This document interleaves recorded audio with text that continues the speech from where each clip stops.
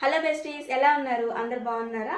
మనం ప్రీవియస్ క్లాస్లో జైన మతం గురించి అయితే చెప్పుకుంటున్నాం కదా. సో ఆ క్లాస్ ఎక్కడి నుంచి అయితే ఆపేసామో అక్కడి నుంచి మళ్ళీ క్లాస్ అనేది అయితే స్టార్ట్ చేశాను అనమాట. వీడియో అయితే అప్లోడ్ చేస్తాను, చూసేయండి. ఇంకా మీకు ఏదైనా డౌట్స్ ఉంటే కూడా నాకు కామెంట్ సెక్షన్లో కామెంట్ చేయండి. ఇప్పుడైతే క్లాస్ చేసేయండి. వర్ధమాన మహావీరుడు చనిపోయిన తర్వాత, అంటే అతని మరణాంతరం మొదటి జైన పరిషత్ అయితే జరిగింది. అది ఎప్పుడు అని అంటే క్రీస్తు పూర్వం 310 నుంచి 310లో జరిగింది. ఎక్కడ అంటే పాట్లీపుత్రంలో జరిగిందనమాట. మొదటి జైన పరిషత్ అనేది క్రీస్తు పూర్వం 310 పాట్లీపుత్రంలో జరిగింది. అయితే అది జరగడానికంటే ముందు కొన్ని సంఘటనలు జరిగాయి. వాటి గురించి ఇప్పుడు తెలుసుకుందాము.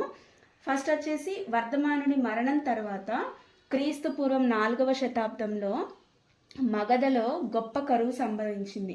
వర్ధమాన మహావీరుడి మరణాంతరం క్రీస్తుపురం 4వ శతాబ్దంలో మగధలో అయితే గొప్ప కరువు సంభవించింది. అయితే తర్వాత దీని వలన ఏం జరిగిందంటే కొంతమంది జైనులు, అంటే వర్ధమానుని అనుసరించిన కొంతమంది జైనులు భద్రబాహు నేతృత్వంలో దక్షిణ భారతదేశంలోని కర్ణాటకలో శ్రావణ బెళగోళ అయితే చేరుకున్నారనమాట. అయితే కొంతమంది జైనులు భద్రబాహుతో ఉన్నారు. కొంతమంది జైనులు ఏమంటే స్థూలభద్రుని నేతృత్వంలో మగధలోనే ఉండిపోయారు. అయితే ఈ రెండు వర్గాలుగా విడిపోయిన తర్వాత వీరు స్థూలభద్రుని పాటించేవారు, అంటే స్థూలభద్రుని నేతృత్వంలో ఉన్నవారు పార్శ్వనాథుని సూత్రాలను పాటించడము, తెల్లని దుస్తులు ధరించడం అయితే జరిగింది. భద్రబాహు నేతృత్వంలో ఉన్న జైనులు ఏమంటే వర్ధమాన మహావీరుడు ఏవైతే బోధనలు చేశాడో ఆ బోధనలను కఠినంగా పాటించారన్నమాట. భద్రబాహు స్థూలభద్రు ఈ ఇద్దరి మధ్య వర్గాలు. భద్రబాహు నేతృత్వంలో ఉన్నవారేమో వర్ధమాన మహావీరుడు ఏమైతే చెప్పాడో బోధనలు, ఆ బోధనలు అయితే కఠినంగా పాటించారనమాట. పార్శ్వనాథుని నేతృత్వంలో ఉన్నటువంటి జైనులు స్థూలభద్రుని నేతృత్వంలో ఉన్నటువంటి జైనులు పార్శ్వనాథుని సూత్రాలను పాటించడం జరిగింది. అలాగే తెల్లని దుస్తులు ధరించడం కూడా జరిగిందనమాట. తెల్లని దుస్తులు కూడా ధరించడం జరిగింది. ఆ తర్వాత వారు భద్రబాహు నేతృత్వంలో ఉన్న వాళ్ళు, అలాగే భద్రు నేతృత్వంలో ఉన్నవారు ఈ విధంగా వారి బోధనలు అయితే పాటించారు. తర్వాత వారి దేశంలో గొప్ప కరువు అంతమైపోయింది. ఎప్పుడు 12 సంవత్సరాల తర్వాత వారి దేశంలో ఏమంటే 12 సంవత్సరాల తర్వాత వారి దేశంలో ఆ కరువు అనేది అంతమైపోయిన తర్వాత భద్రబాహు నేతృత్వంలో ఉన్నటువంటి వారు మొత్తం కూడా మగధని అయితే చేరుకున్నారనమాట. చేరుకున్న తర్వాత భద్రబాహు నేతృత్వంలో కొంతమంది మగధకు వెళ్ళిన వారు ఉన్నారు. స్థూలభద్రుల నేతృత్వంలో మగధలోనే ఉండిపోయిన వారు ఉన్నారు. అయితే ఎప్పుడైతే భద్రబాహు నేతృత్వంలో ఉన్న వారందరూ కూడా మగధని చేరుకున్నారో భద్రబాహుకి స్థూలభద్రునికి మధ్య వివాదం అయితే ఏర్పడడం జరిగింది. వీరి వివాదాన్ని పరిష్కరించడం కోసం పాట్లీపుత్రంలో మొదటి జైన పరిషత్ అయితే నిర్వహించడం అయితే జరిగింది. పాట్లీపుత్రంలో మొదటి జైన పరిషత్ అయితే నిర్వహించడం జరిగింది. ఎవరి నేతృత్వంలో అనంటే మౌర్య చంద్రగుప్తుడి నేతృత్వంలో మొదటి జైన పరిషత్ అయితే నిర్వహించడం అయితే జరిగిందనమాట. తర్వాత స్థూలభద్ర ఈ మొదటి జైన పరిషత్తుకి ఎవరు నేతృత్వం వహించారు అని అంటే స్థూలభద్రుడు మొదటి నేతృత్వం వహించాడనమాట. స్థూలభద్రుడు మొదటి నేతృత్వం వహించాడు, అంటే అధ్యక్షత వహించాడు అనమాట. ఈ మొదటి జైన పరిషత్తుకి స్థూలభద్రుడు మొదట అధ్యక్షత వహించాడు. ఈ సమావేశంలో మొత్తం కూడా 12 అంగాలైతే చెప్పడం జరిగిందనమాట. 12 అంగాలు ఉన్నాయి. ఆ 12 మొత్తం ఎన్ని అంగాలు అంటే 12 అంగాలను ఈ అంశంలో, అంటే ఈ మొదటి జైన పరిషత్తులో చేర్చడం జరిగింది.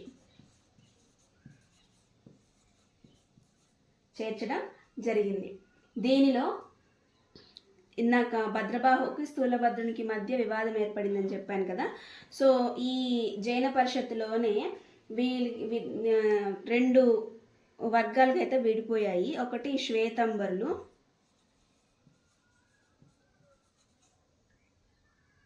శ్వేతంబరులు.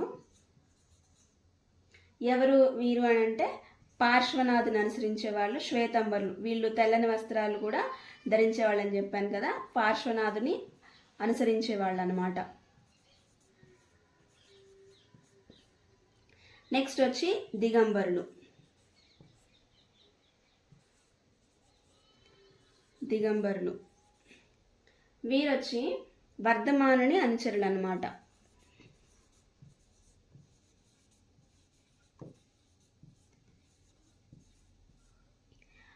ఈ మొదటి జైన పరిషత్ అనేది పాట్లీపుత్రంలో జరిగింది. ఎవరి నేతృత్వంలో అనంటే మౌర్య చంద్రగుప్తుడి నేతృత్వంలో అయితే జరిగింది.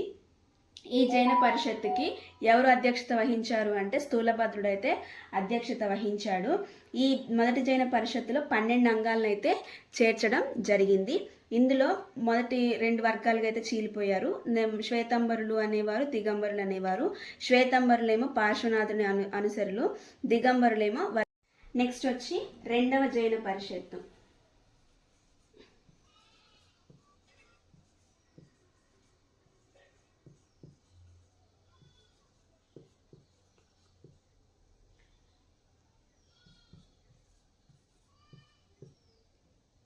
ఈ రెండవ జైన పరిషత్ ఏంటంటే ఎక్కడ జరిగింది, ఎక్కడ నిర్వహించారు అని అంటే దీన్ని క్రీస్తు పూర్వం 512లో మైత్రికులు అనే తెగవారు వల్లభీలో నిర్వహించారనమాట. మైత్రికులు అనే తెగవారు, మైత్రిక తెగ ఇది ఎక్కడ నిర్వహించారు అని అంటే వల్లభీలో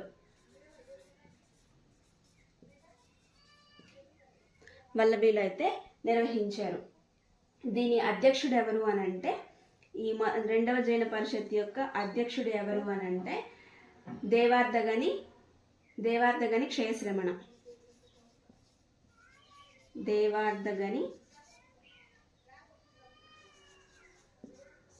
దేవార్ధగని క్షయశ్రమణ.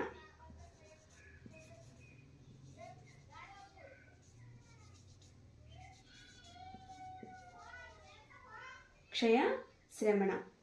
ఈ జైన సాహిత్యంను క్రమ పద్ధతిలో అమర్చడం అనేది దీని యొక్క ముఖ్య ఉద్దేశం అన్నమాట.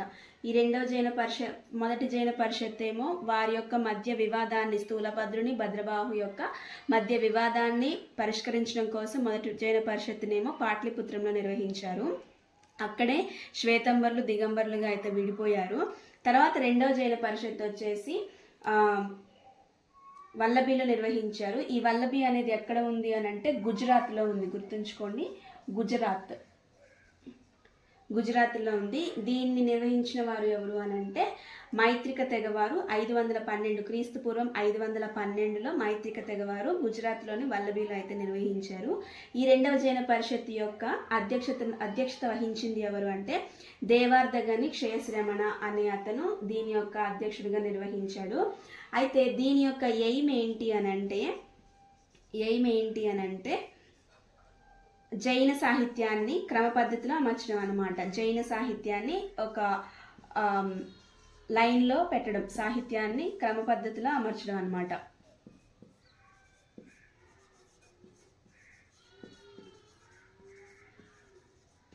క్రమ పద్ధతిలో అమర్చడం దీని యొక్క రెండవ జైన పరిషత్ యొక్క ఎయిమ్. అలాగే ఈ జైన సాహిత్యాలు అంగాలు అని చెప్పాను కదా, మొత్తం 12 కదా. అంగాలు అనేవి 12. అయితే అలాగే ఉపాంగాలు కూడా ఉన్నాయి. ఉపాంగాలు కూడా 12. అంగాలు 12, ఉపాంగాలు 12. అలాగే పూర్వాంగాలు లేదా ప్రాధికారం అనేవి కూడా 12 అన్నమాట. పూర్వాంగాలు లేకపోతే దీన్ని ప్రాధికారం అంటారు. ప్రాధికారాలు 10. అంగాలు 12, ఉపాంగాలు 12, పూర్వాంగాలు లేదా ప్రాధికారం అనేవి 10. ఇవి ఈ రెండవ జైన పరిషత్తులో అయితే సేకరించారన్నమాట.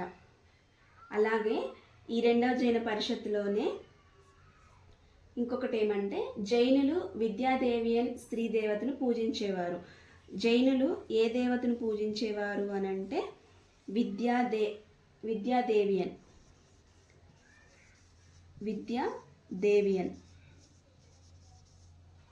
విద్యాదేవియన్ అనే దేవతను స్త్రీ దేవత. ఈమె స్త్రీ దేవత. ఈ స్త్రీ దేవతను అయితే జైనులు పూజించేవారన్నమాట. సరస్వతి గుచ్చాలు అని అంటారు. విద్యాదేవి అనే సరస్వతి గుచ్చాలు అని అంటారు. ఈ జైనులు పూజించే స్త్రీ దేవత పేరు వచ్చేసి విద్యాదేవి అనే స్త్రీ దేవతనైతే ఈ జైనులు అయితే పూజించేవారు. అలాగే ఈ దేవతా విగ్రహాలని ఎక్కడ చూడొచ్చు అని అంటే ఈ దేవతా విగ్రహాలని దిల్వారాలో చూడొచ్చు. మౌంట్ అబు రాజస్థాన్లో దిల్వారాలో చూడొచ్చు అనమాట. ఈ స్త్రీ యొక్క దేవత విగ్రహాలు అనేవి రాజస్థాన్లోని మౌంట్ అబులో దిల్వారా అలాగే ఖజురహో దేవాలయాల్లో చూడొచ్చు అనమాట. దిల్వారా, ఖజురహో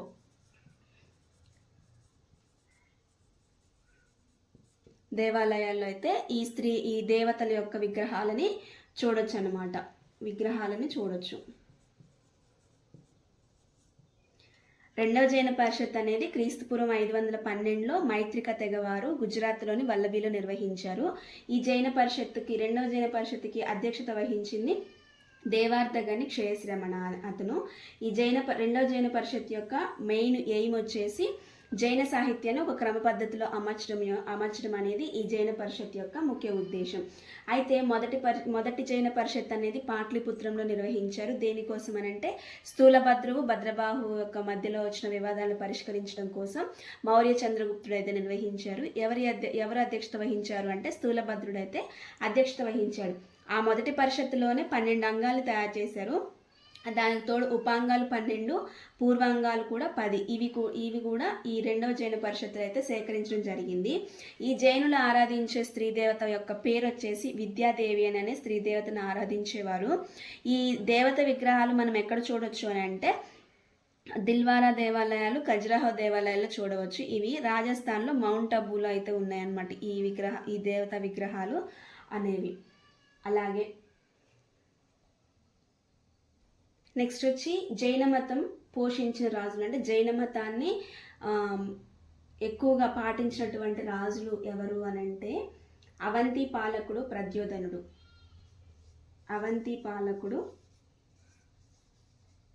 అవంతి పాలకుడైనటువంటి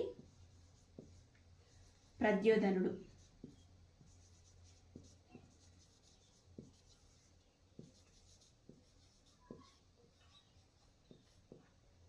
ఇతను జైన మతాన్ని స్వీకరించినటువంటి తొలి రాజు అనమాట.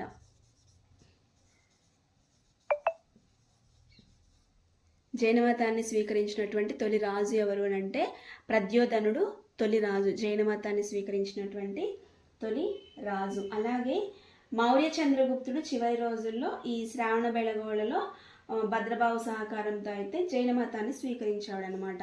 చంద్రగుప్త మౌర్యుడు లాస్ట్లో జైన మతాన్ని స్వీకరించాడు. చివరి రోజుల్లో మౌర్య చంద్రగుప్తుడైతే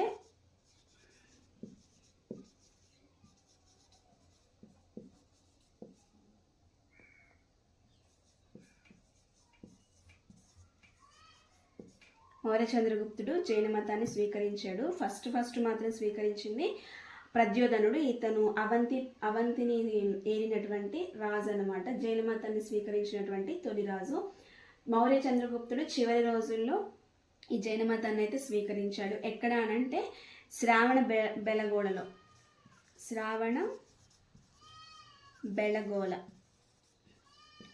బెళగోళలో భద్రబాహు సహాయంతో అయితే స్వీకరించాడు. ఆ టైంలో భద్రబాహు కొంతమంది జైనులు తీసుకొని మగధను వదిలి శ్రావణ బెళగోళ వెళ్ళాడని మనం చెప్పుకున్నాం కదా. సో ఆ టైంలో మౌర్య చంద్రగుప్తుడు జైన మతాన్ని స్వీకరించడం అయితే జరిగింది. అలాగే గుప్తుడు సల్లేఖన వ్రతాన్ని పాటించి శ్రావణ బెళగోళలోనే చంద్రగిరి కొండలపై అయితే మరణించడం జరిగింది. ఈ మౌర్య చంద్రగుప్తుడు ఏం చేశాడంటే సల్లేఖన వ్రతం అని మనం ఆల్రెడీ ఫస్ట్ క్లాసెస్లో చెప్పుకున్నాం కదా, సల్లేఖనాన్ని పాటించాడు. ఎక్కడ చనిపోయాడంటే చంద్రగిరి కొండల్లో అయితే చనిపోయాడు. చంద్రగిరి కొండల్లో క్రీస్తు పూర్వం 298లో అయితే మరణించడం జరిగింది. మౌర్య చంద్రగుప్తుడు చివరి రోజులో జైన మతాన్ని స్వీకరించి సల్లేఖన వ్రతాన్ని పాటించి చంద్రగిరి కొండలపైన శ్రావణ బెళగోళలో ఉందన్నమాట. ఇది ఈ చంద్రగిరి కొండలపైన క్రీస్తు పూర్వం 298లో అయితే చనిపోవడం జరిగింది. ఇది ఇలా మరణించడం మనకి దేనివల్ల తెలుస్తుంది అని అంటే, హేమచంద్రుని యొక్క పరిశిష్ట పర్వం అని మనం చెప్పుకున్నాం కదా, ఆల్రెడీ ప్రీవియస్ క్లాసెస్లో చెప్పుకున్నాము. పరిశిష్ట పర్వంలో అయితే తెలపడం జరిగింది. ఇతను ఇలా సల్లేఖన వ్రతాన్ని పాటించి చనిపోవడం అనేది జరిగింది అని చెప్పేసి పరిశిష్ట పర్వం ద్వారా మనకి తెలుస్తుంది. ఈ పరిశిష్ట పర్వం ఎవరు చేశారు అని అంటే, ఎవరు రాశారంటే హేమచంద్రుడి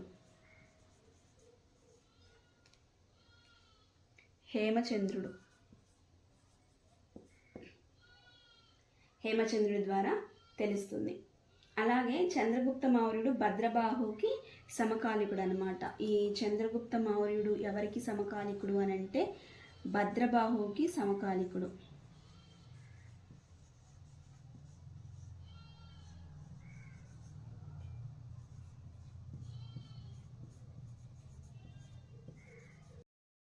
భద్రబాహుకి సమకాలికుడు.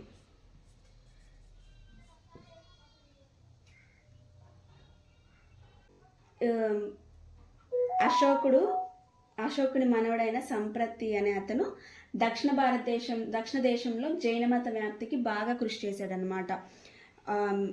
అశోకుడి మనవడు అనమాట. అశోకుడి మనవడు ఎవరు అంటే సంప్రప్తి. ఈ సంప్రప్తి దక్షిణ భారతదేశంలో జైన మతం వ్యాప్తి కోసం అని చెప్పేసి బాగా కృషి చేయడం అయితే జరిగింది. సంతృప్తిని జైన అశోకుడు అని కూడా పిలుస్తారు. ఈ సంతృప్తిని ఏమని పిలుస్తారు అని అంటే జైన అశోకుడు అని పిలుస్తారనమాట. జైన అశోకుడు అని ఈ సంతృప్తిని పిలుస్తారు. ఎందుకు అని అంటే దక్షిణ భారతదేశంలో ఎక్కువగా ఈ జైన మత వ్యాప్తి కోసం అయితే బాగా కృషి చేశాడు. అందుకని సంతృప్తిని జైన అశోకుడు అని అయితే పిలవడం జరిగింది. జైన మతాన్ని తొలిసారిగా స్వీకరించింది, ఫస్ట్ స్వీకరించిన రాజు ఎవరు అని అంటే అవంతి పాలకుడైనటువంటి ప్రద్యోధనుడు అని చెప్పుకున్నాము. తాను చనిపోయే చివరి దశలో జైన మతాన్ని స్వీకరించిన రాజు ఎవరంటే చంద్రగుప్త మౌర్యుడు అని చెప్పుకున్నాము. ఎప్పుడు అనంటే శ్రావణ బెళగోళను అయితే స్వీకరించాడు. ఆ టైంలో భద్రబాహు అక్కడ ఉన్నాడు కాబట్టి అతని సహకారంతో జైన మతాన్ని అయితే స్వీకరించడము జరిగింది. దక్షిణ భారతదేశంలో ఎక్కువగా జైన మత వ్యాప్తికి కృషి చేసింది ఎవరు అంటే సంప్రప్తి. ఈ సంప్రప్తి ఎవరు అని అంటే అశోకుడి యొక్క మనవడు. అందుకే సంతృప్తిని జైన అశోకుడు అని చెప్పేసి పిలుస్తారు. నెక్స్ట్ వచ్చేసి కరవేలుడు కరవేలుడు అని మనకు ఆల్రెడీ తెలంగాణ హిస్టరీ ఇట్లాంటి చదివినప్పుడు మనకు తెలుస్తుంది. సో ఈయన ఏం చేశాడు, ఈ కరవేలుడు ఏం చేశాడు అని అంటే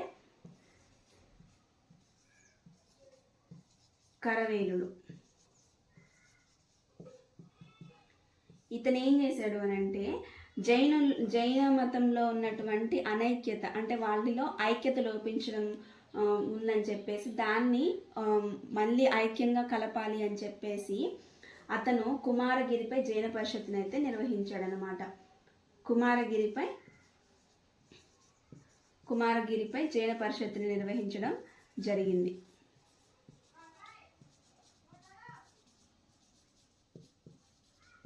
పరిషత్తును నిర్వహించడం అయితే జరిగింది. రాష్ట్రకూట రాజు అమోఘవర్షుడు రత్నమాలిక అనే గ్రంథాన్ని రాయడం కూడా జరిగిందనమాట.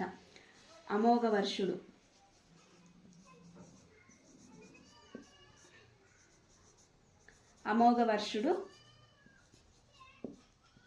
రత్నమాలిక అనే జైన గ్రంథాన్ని రాయడం జరిగింది. రత్నమాలిక రత్నమాలిక అనే జైన గ్రంథాన్ని రాయడం జరిగింది. ఆ తర్వాత క్రీస్తు శకం 981లో గోయటేశ్వర దేవాలయంలో బాహుబలి విగ్రహాన్ని పశ్చిమ గంగా రాజైన బాహుబలి విగ్రహాన్ని శ్రావణ బెళగోళలో ప్రతిష్ఠించడం జరిగింది. ఎప్పుడు అనంటే క్రీస్తు శకం 981లో గోయటేశ్వర దేవాలయంలో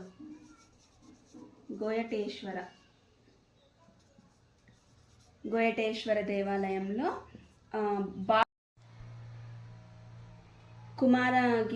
కుమారగిరిపై జైన పరిషత్తును అయితే నిర్వహించిన వారు ఎవరంటే కరవేరుడు అనమాట. ఎందుకు నిర్వహించాడు అని అంటే ఈ జైనుల్లో ఐక్యత లోపించింది, అంటే అందరూ కలిసి ఉండకుండా విడిపోయి ఉన్నారు కాబట్టి వారిని కలపడం కోసం అని చెప్పేసి ఈ కుమారగిరిపై జైన పరిషత్తు నిర్వహించింది ఎవరు అంటే కరవేలుడు.